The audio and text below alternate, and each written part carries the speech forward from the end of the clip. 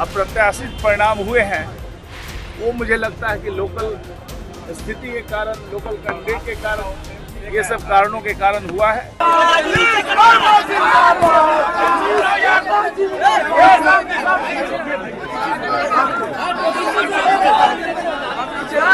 कुछ सुनाई नहीं पड़ रहा है।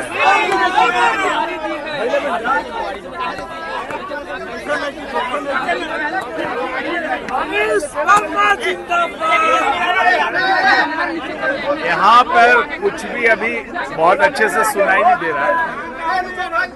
पार्टी ने मुझ पे बहुत बड़ी जिम्मेदारी सौंपी है।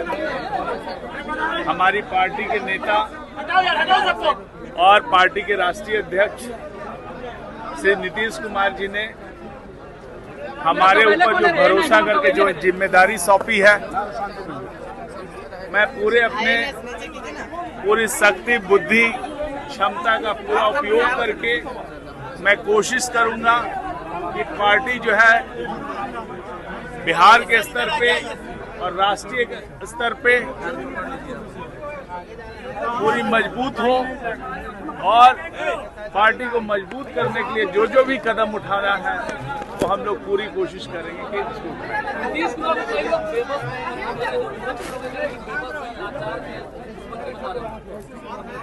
देखिए, बोलने वाले क्या क्या बोलते रहे हैं। ये लोकसभा का चुनाव, इसका नतीजा जब आया, जो नतीजा आया उसने स्पष्ट कर दी स्थिति कि कौन लाचार है, जनता किसके साथ है। जनता ने स्पष्ट कर दिया कि बिहार की जनता सुशासन के साथ है, माननीय मुख्यमंत्री जी के साथ है।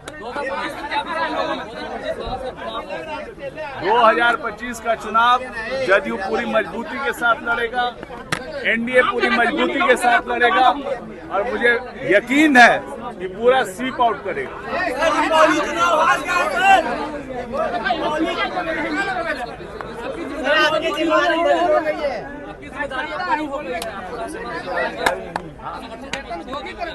ये बात तो मैं कह ही रहा हूँ, ये जिम्मेदारी काफी बड़ी जिम्मेदारी है।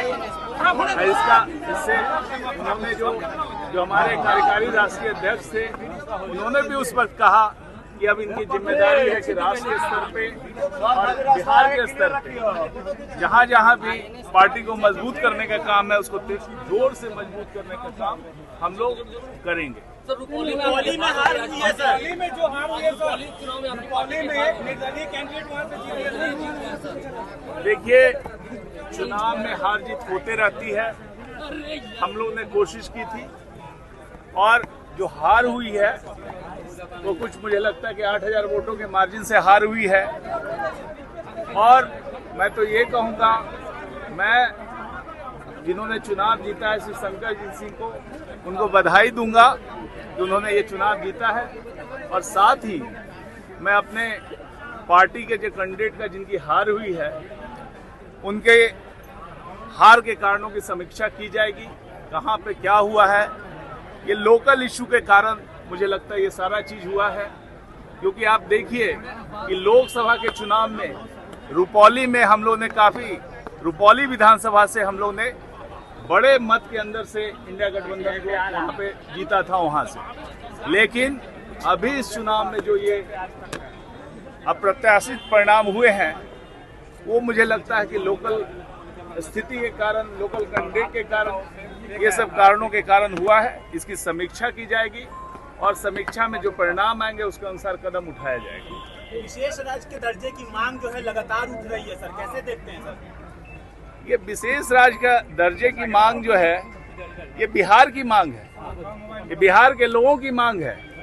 बिहार के लोग चाहते हैं कि उनको मिले ये, क्योंकि बिहार के साथ जो अन्याय हुआ हिस्टोरिकली, बिहार के लोगों के साथ जो बिहार के लिए जो फ्रेट इक्वलाइजेशन की पॉलिसी कंट्री में लागू की गई थी, जिसमें सस्ता माल जो है पूरे देश में अवेलेबल कराया गया था, तो बिहार को जो लाभ मिलना चाहिए इंडस्ट्री के लगने में, वो लाभ इस बिहार को नहीं मिला, और इसके कारण बिहार औद्योगिक दृष्टि से पिछड़ गया। तो इस कारण से जो हुआ, हमें उसकी भरपाई तो होनी चाहिए। और हम बिहार के लोग चाहते हैं कि बिहार तेजी से आगे बढ़े, राष्ट्रीय स्तर पे हम अभी पीछे हैं।